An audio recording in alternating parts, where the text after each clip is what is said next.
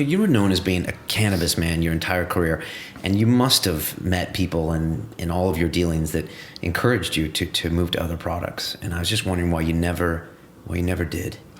Well, there wasn't really any sort of pressure or even temptation to move into, say, cocaine or something like that, which would have been Obvious choice. The obvious In the choice. 80s Yeah. too. I mean, number of reasons. I mean, the source countries I used for cannabis were not source countries for generally for cocaine. Okay, Pakistan, Afghanistan. Yeah, okay. yeah, and.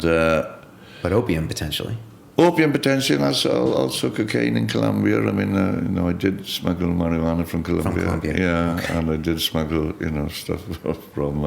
Yes, I mean the potential was there, but I mean I couldn't even satisfy the demand for cannabis. It never got close to being satisfied. In the UK or in America? Anywhere. Yeah, I mean there was Can always. you explain that from an economics perspective? Well, just supply, not meeting demand. I mean, I don't know. So there was just so much demand. There was so much demand. I mean, why venture into something like I had, and there were some moral objections too. I mean, I was all right about cannabis. I sincerely believed it wasn't harmful at all. I mean, not in any way, but I just only felt it had positive effects. Although I've taken cocaine a few times now, the first time I took it was, like when I was 50 odd, after I came out of prison. And it seemed to me then that people who took cocaine just behaved like assholes and thought they could do things that they couldn't. Whereas people who took cannabis were a bit scared, a bit of paranoia, means a bit more caution, and also I wasn't entirely convinced then that it didn't have a potential for harm, so just really, I wasn't tempted. And certainly there wasn't anyone, right, we need you to smuggle cocaine. Okay. There's none of that. It's a whole set of different, like you said, not only the people who, take it generally, but the people who are supplying it. It's a different ballgame completely, yeah. And, I mean, a lot of people think, well, yeah, but, you're only smuggling this much, rather than a container full or something. But, it's not a question of money per unit volume. I mean, the only criterion really is money per unit time. Okay. So how much you make this week. Right.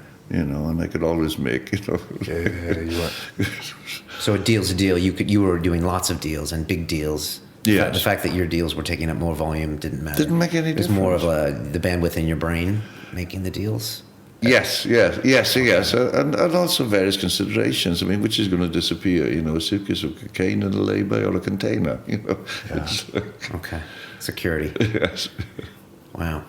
And another objection, actually, to complete the list of objections, in cocaine, most people who deal it, well, almost all, make their profit by mixing it up with some impurity or something. Right.